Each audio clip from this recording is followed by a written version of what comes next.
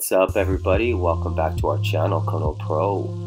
In this video today, we're going to be going over some painting. Yeah, finally doing a painting video. We're going to be going over a bunch of tips on how I do painting and how I, been taught how to do painting and certain little things that are tricks of the trade and then help you, get a nice clean paint job.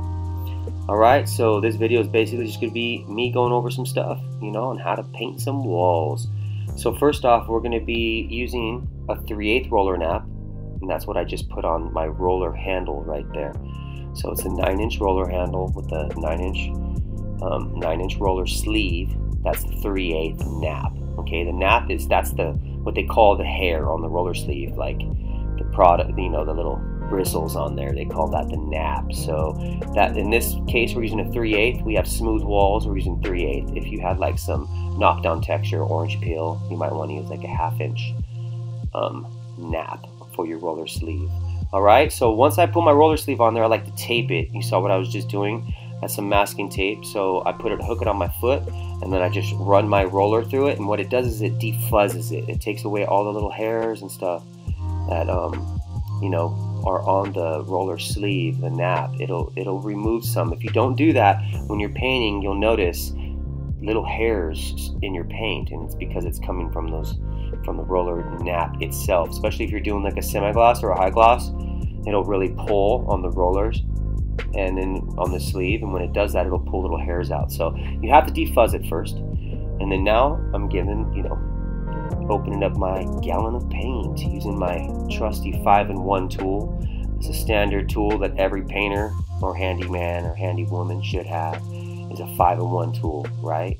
So we have a rag, we got our 5-in-1 tool, we got our different brushes, and then we have this amazing paint that I'm using. It's a paint and primer in one. It's a good product, and I've been using it for many years. That's what we use to primer all of the walls, and then now we're going to be applying our finish paint. And like I say, it's a paint and primer, but I still always recommend primering everything, even if you use a paint and primer product. Okay, so after I mix it up like I just did by hand, I dump it into the bucket, and then I'm gonna box it together here in a second. But first I like to pick out my brush. So I usually have so many different brushes because I do different colors, and have a white wall or white ceiling with a cut in color on the corner, whatever. So I'll have different kinds of brushes for semi-gloss, high gloss on the job site. So right now I'm going through and seeing which one I want to use right now.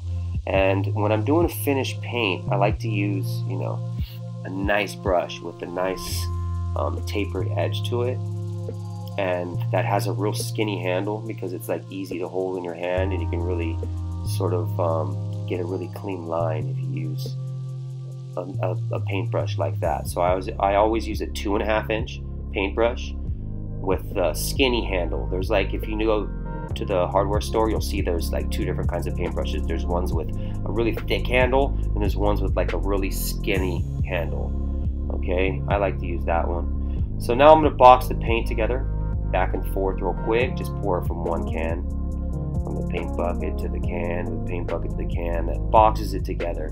And if you're going to be painting a whole room one color, I recommend you boxing all the gallons together to make sure all of the color really all is the same and everything's really uniform. If you box all the paint together, like take all 3 gallons, put them all in the 5, mix it all together, then you'll know your color is going to be really even throughout. Sometimes pigments and things like that don't get fully shaken up in a gallon of paint when you buy it from the hardware store. And then so if you just mix one in and then you go mix another one in, it could be a little different sometimes.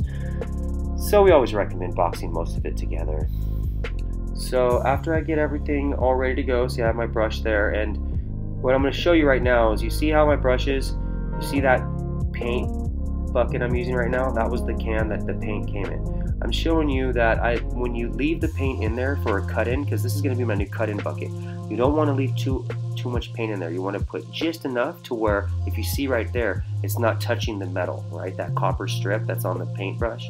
When you set your brush in there, you don't want it to touch that. You want it to be only about 1 inch onto your paintbrush, right? Onto the tip of it. That way, when you have it sitting off to the side, waiting for you to do your rolling or whatever, it's not getting all over the copper, and then when you lift it up, it'll drip all over your hands.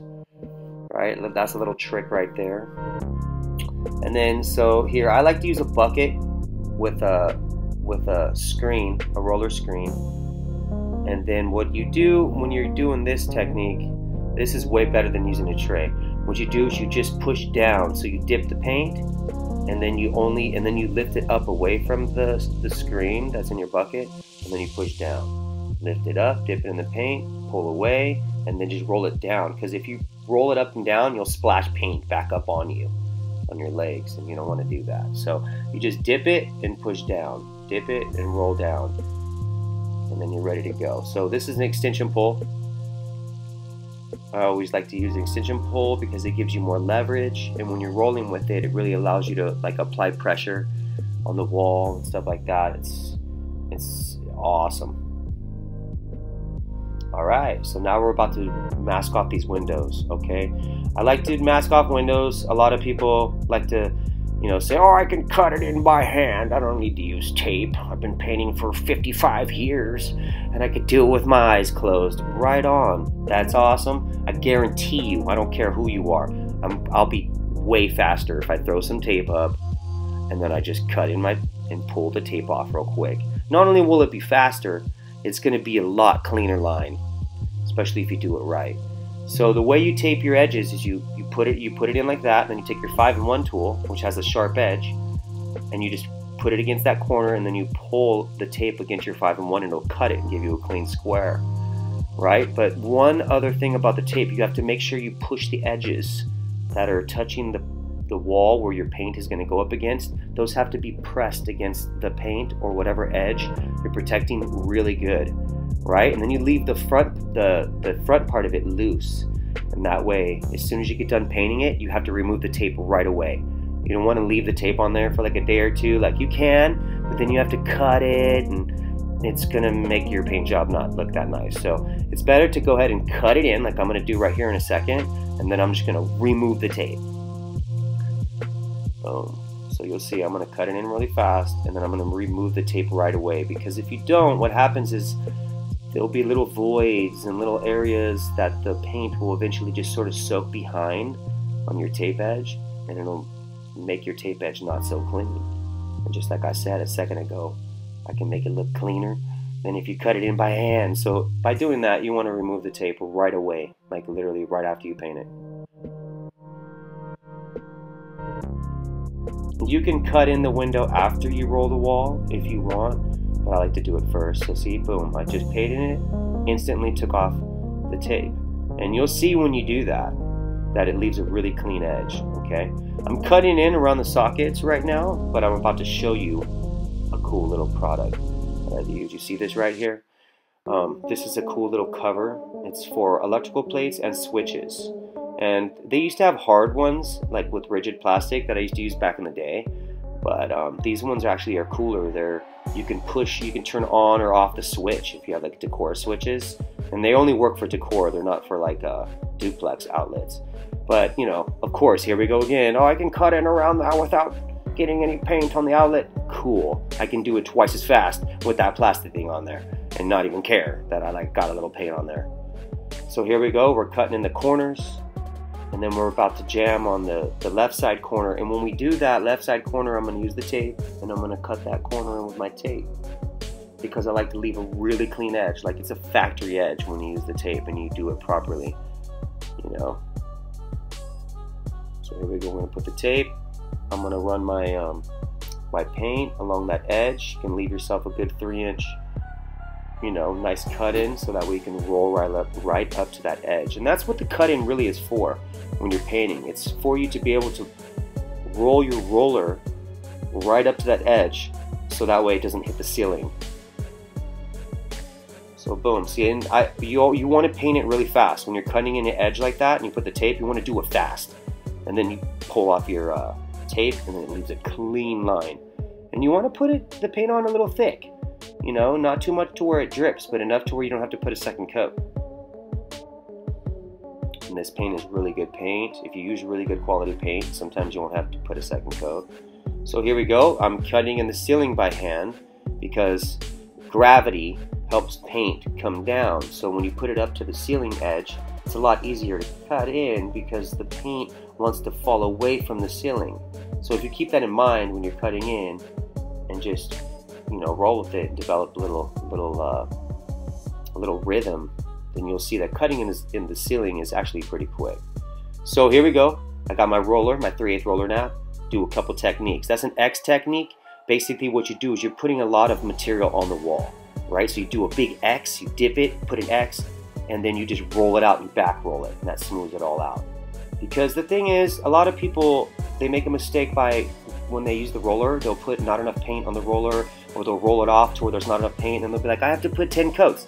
If you just put it on pretty nice and thick the first time, you'll still probably have to go through and do a second coat, but it'll be a light second coat really fast. So there's X technique. Basically just putting material on the wall and then you back roll it to smooth it all out, right? So on this wall right here on the right side, I'm gonna show sort of a different technique. I'm gonna roll it out first and then I'm gonna cut it in afterwards. So sometimes people do this and some people say, that's not how you do it, you know, you gotta cut in first. I do agree with that. But if you can do it really fast and you can cut in while the paint is still wet, then it's fine. Everything will blend in together. Now, if you cut in like that and then you left and came back the next day and then you cut in, you would see your layer of paint, your cut-in paint on top of that wall paint, right? So I'm doing it really fast, as you can see. It's still going to be pretty wet, so I can go through and cut in right afterwards, and everything's wet, so all my edges will blend in together. So see how I rolled it out first and then I cut in the window second? You can do that as well.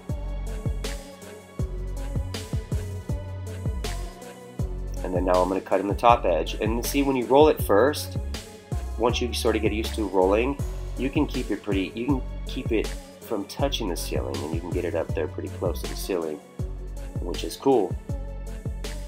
And then you can just cut in. You're only cutting in like an inch cut in, versus if you cut in before, you're going to be doing like a 3-inch cut in. It'll take you a little longer, but it is the better way to do it, cutting in first and then rolling. Alright, finishing up this little section next to the fireplace, and that's basically going to be it for this video, everybody.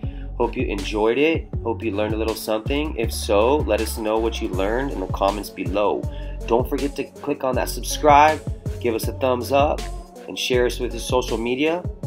And we'll see you next time, everybody. Kono Pro out. Peace.